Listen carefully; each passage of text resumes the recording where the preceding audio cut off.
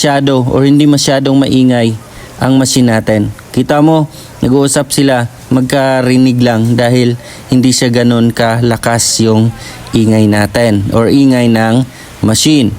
So tingnan nyo.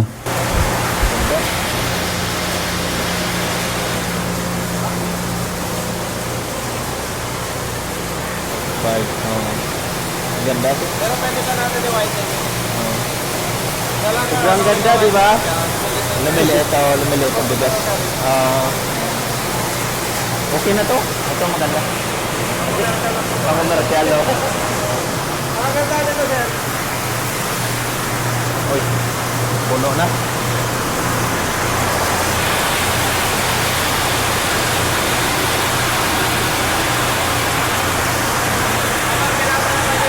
Ano to? Red rice na to?